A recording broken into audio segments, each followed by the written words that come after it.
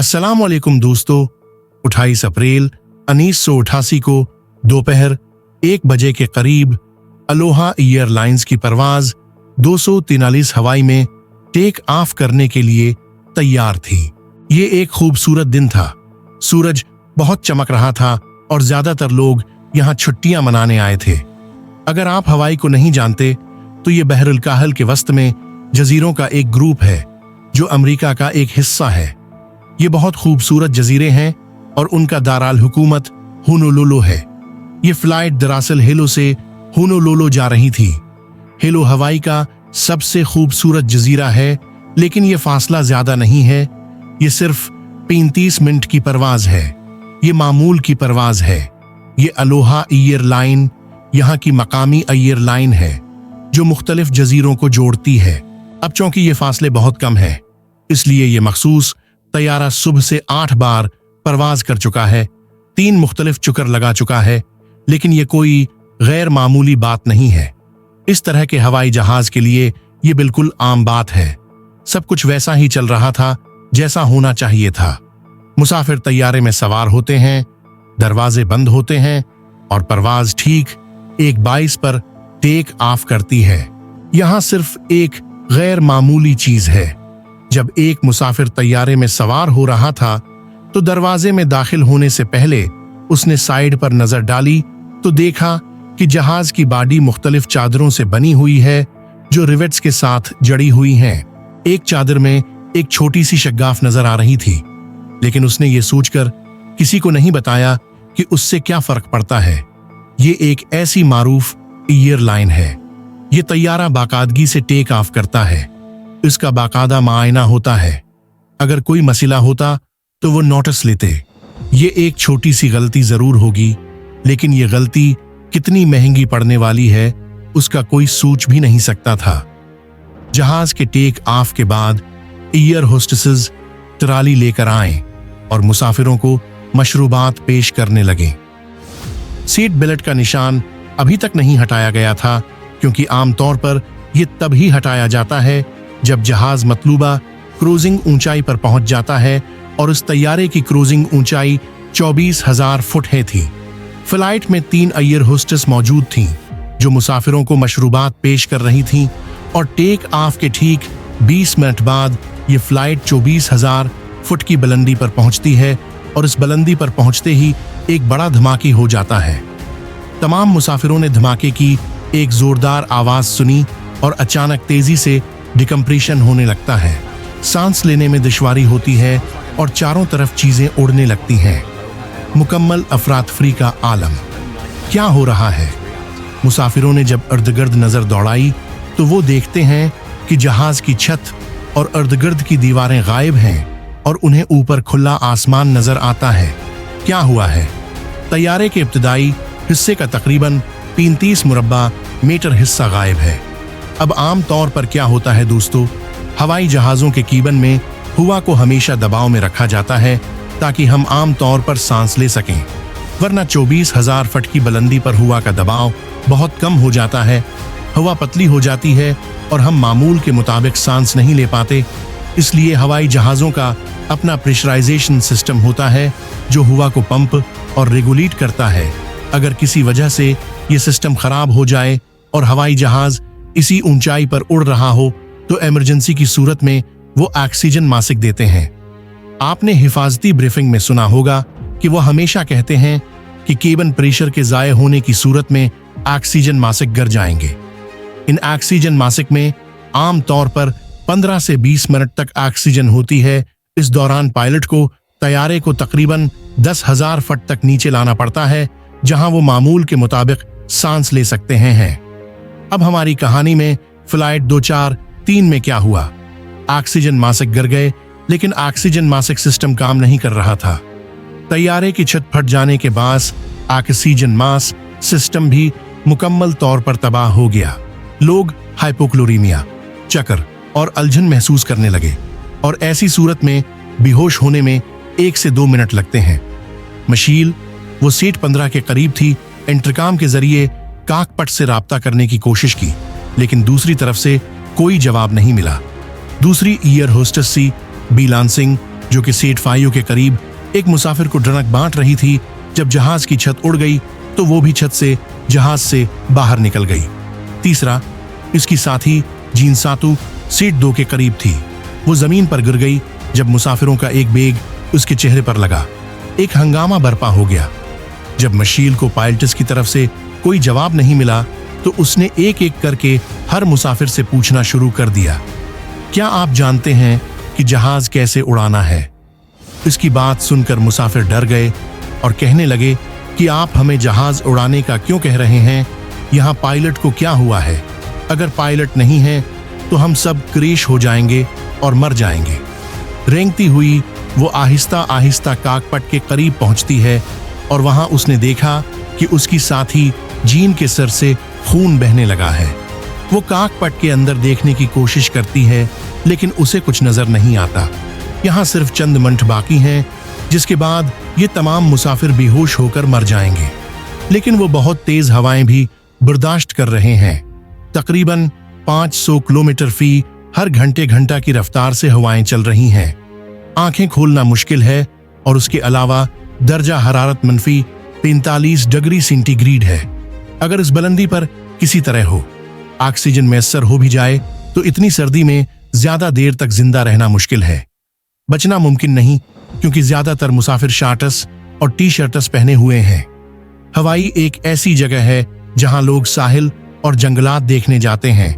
यहाँ कभी बर्फ नहीं पड़ती, इसलिए मुसाफिरों में से कोई भी इस दर्जा हरारत के लिए तैयार नहीं था। मिशील वाहिद एयर होस्टेस हैं जो अभी तक होश में हैं और बार बार पायलट से राब्ता करने की कोशिश करती हैं, लेकिन कोई जवाब नहीं मिलता। इस सारे खतरे के दरमियान अच्छी खबर यह थी कि पायलट असल में जिंदा थे और न सिर्फ जिंदा, पायलट मुसाफिरों के मुकाबले काफी बेहतर हालत में थे। शुक्र है कि उनके ऑक्सीजन मास्क काम कर रहे थे। 40 साला कैप्टन रॉबर्ट शांसथीन, एक बहुत तजुर्बाकार पायलट जो 11 साल से अलोहा एयरलाइंस के लिए काम कर रहा था। दूसरी तरफ 36 साला खातून फर्स्ट ऑफिसर मिमी टॉम्किंस थीं। जब धमाका हुआ तो दोनों जख्मी हो गए क्योंकि एक बड़ा झटका लगा, और जब उन्होंने पीछे मुड़कर देखा तो देखा कि तैयारे की छत गायब थी और काकपट का दरवाजा भी गायब था। बहुत सा मलबा चारों तरफ बिखरा हुआ था, लेकिन दोनों ने फौरन काम शुरू कर दिया। सबसे पहले उन्होंने अपना ऑक्सीजन मास्क पहना और सूरत हाल को समझते हुए तैयारे को हंगामी तौर पर उतारने का फैसला किया। तैयारा तकरीबन 500 किलोमीटर फी घंटा की रफ्तार से 4100 फुट फी मिनट की रफ्तार से नीचे उतरा, लेकिन वक्त का ये खेल सिर्फ जहाज को थोड़ा नीचे लाने तक महदूद नहीं था। उनके लिए एक और बड़ा मसला सामने आया।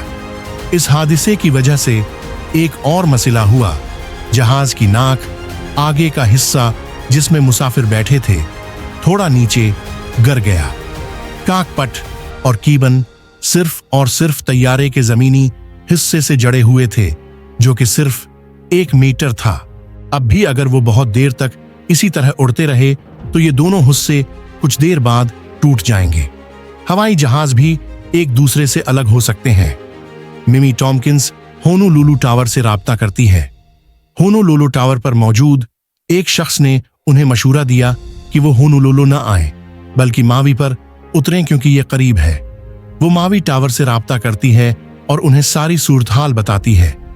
तैयारे की छत को उड़ते हुए तकरीबन 3 मिनट हो चुके थे, लेकिन शुक्र है कि तैयारा अब 14,000 फीट तक पहुंच चुका था। इस ऊंचाई पर ज्यादातर मुसाफिरों के लिए सांस लेना इतना मुश्किल नहीं था, और चूंकि ये 3 मिनट के अंदर हुआ इसलिए ज्यादातर लोग बेहोश होने से बच गए और दम घटने का खतरा कम हो गया। मिमी टॉम्किंस मावी हवाई अड्डे से राब्ता करती है और उनसे कहती है कि तमाम हंगामी खिदमात तैयार रखें, कुछ भी हो सकता है। रनवे पर बहुत से फायर हो सकते हैं। फाइटर्स और रेस्क्यू गाड़ियां तैयार थीं। हर कोई इस जहाज के नीचे आने का इंतजार कर रहा था। तकरीबन 1 मिनट बाद जहाज 1 लाख फीट पर पहुंच गया, लेकिन एक और मसला हालिया काला सुमित था। 10,000 फुट की एक बहुत बड़ी पहाड़ी। ये पहाड़ी मावी के हवाई अड्डे और जहाज के ऐन दरमियान में थी। कैप्टन रॉबर्ट्स ने जहाज की रफ्तार को 210 नाट 200 नाटिस 170 नाटिस पर कर दिया। वो हवाई जहाज की रफ्तार को जितनी आहिस्ता कर सकता था कम करता रहा।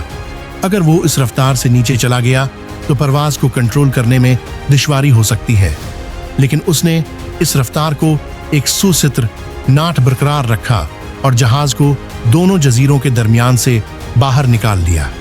हवाई जहाज पहाड़ी से बचने के लिए मुड़ता है और हवाई अड्डे की तरफ जाता है। ये वो मकाम था जब मुसाफिरों को राहत महसूस होती थी। आखिरकार उन्हें एहसास होता है कि हमारे जहाज में एक पायलट है जो न सिर्फ जिंदा है बल्कि जहाज को सही तरीके से उड़ाने के काबिल भी है। जैसे ही जहाज रनवे की तरफ नीचे आने लगता है, मिमी टॉम्किंस लैंडिंग गियर को नीचे लाती है। हवाई जहाज में 2 गियर्स होते हैं, एक पीछे और दूसरा आगे। पीछे वाले को मीन गियर कहते हैं और लाइट बता रही थी कि मीन गियर कामयाबी से रिलीज हो गया है, लेकिन अगला गियर जो कि अगला पहिया है काम नहीं कर रहा। अब अगर हम तकनीकी तौर पर देखें तो सामने वाले पहिए के बगैर लैंड करना मुमकिन है। उसे बीली लैंडिंग कहते हैं। यह हंगामी सूरत हाल में कई बार किया जाता है, लेकिन इस मखसूस सूरत में जहां तैयारे का दरमियानी हिस्सा बहुत कमजोर हो चुका है और छत पहले ही गायब है। पायलटों को डर था कि अगर इस किस्म की लैंडिंग की कोशिश की गई तो जहाज जरूर गिरकर तबाह हो जाएगा, और अगर फ्यूल टैंक को कुछ हुआ तो फिर इस बात का इम्कान हो सकता है कि पूरे जहाज में आग लग जाए। हवाई जहाज की हालत ये थी कि अगर पायलट बीली लैंडिंग करने की कोशिश करता तो सामने वाला हिस्सा रनवे से नीचे आ जाता और फिर वो हवाई जहाज को पीछे से तोड़ देता। इस बात के इम्कानात भी थे कि ईंधन के टैंक फट जाएं और आग और धमाके का बायस बने, लेकिन उसके अलावा कोई चारा नहीं था और क्या किया जाए। पायलट बीली लैंडिंग करने का फैसला करते हैं। रनवे नजर आते ही मुसाफिर तैयार हो गए। कुछ लोग खुदा से दुआ करने लगे। दूसरी तरफ कुछ लोग अपने इर्द-गिर्द मौजूद लोगों को गले लगा रहे थे। शायद ये आखिरी बार था जब वो एक दूसरे को देखेंगे। ज्यादातर मुसाफिर अब भी बहुत खौफजदा थे। जो तैयारा नीचे आ रहा था वो एक तरफ से आहिस्ता आहिस्ता हिलने लगा। पायलट ने महसूस किया कि बाएं तरफ हिल रहा है। का इंजन फेल हो गया है। उन्होंने दस्ती तौर पर इंजन को दोबारा शुरू करने की कोशिश की, लेकिन कुछ नहीं हुआ। इस वक्त तक तमाम इमरजेंसी सर्विसेज रनवे पर तैनात थीं। फायर फाइटर्स, एम्बुलेंसें, इनखला की टीमें, हर कोई परेशान था। पायलट मावी टावर से कहते हैं कि हमें आपके पास मौजूद तमाम हंगामी आलात की जरूरत होगी। इसी दौरान रनवे पर खड़ा एक शख्स दूरबीन के जरिए जहाज को देख रहा था। जब उसने देखा कि असल में अगला गियर या अगला पहिया कामयाबी से बाहर आ गया है, यानी जहाज को बीली लैंडिंग की जरूरत नहीं पड़ेगी।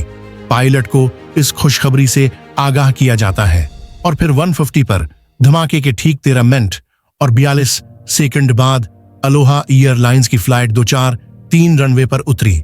ब्रेक इस्तेमाल करने के अलावा कप्तान बकिया इंजन नंबर 2 का थ्रस्ट रिवर्सर भी इस्तेमाल करता है और तैयारा आहिस्ता आहिस्ता और प्रामन तरीके से रख जाता है। रनवे पर मौजूद तमाम इमरजेंसी टीमें राहत महसूस कर रही हैं। मुसाफिरों को इमरजेंसी एग्जिट के जरिए तैयारे से नीचे लाया जाता है। इस वक्त इसकी एक हकीकी तस्वीर भी ली गई थी जिसे आप स्क्रीन पर देख सकते हैं, जिसमें मुसाफिर स्लाइड के जरिए बहिफाजत नीचे उतर रहे हैं। तमाम मुसाफिरों ने कप्तान की तारीफ की। अगरचे ज्यादातर मुसाफिर महफूज हैं, रहे ताहम कई मुसाफिर शदीद जख्मी हो गए। सीट नंबर 5A पर बैठी एक 84 साला खातून मुसाफिर सर पर चोट लगने से सबसे ज्यादा जख्मी हुई। 6A पर बैठे एक मुसाफिर का दाएं बाजू टूट गया। 4A और 4F पर बैठे मुसाफिरों को शदीद चोटें आई। बुनियादी तौर पर कतार 4, 5, 6, 7 पर बैठे ज्यादातर मुसाफिर शदीद जख्मी हुए क्योंकि इस इलाके की छत फटी हुई थी। 8 से 21 कतारों में बैठे मुसाफिरों को मामूली चोटें आई। इसके अलावा 21 मुसाफिर ऐसे थे जिन्हें कोई चोट नहीं आई। एयर होस्टेस जीन सातू अभी तक बेहोश थी। एयर होस्टेस मिशेल बच गई। इस पूरे हादसे में सिर्फ 58 साला air hostess C B Lansing ही जिंदा बच नहीं पाई थी। सर्च टीमों ने बाद में उसे ढूंढने की बहुत कोशिश की, लेकिन अफसोस कि उसकी लाश कभी न मिल सकी और वो हमेशा के लिए समंदर की गहराइयों में गायब हो गई। लेकिन बाकी 14 लोग अपनी किस्मत का शुक्र अदा कर रहे थे कि वो बच गए।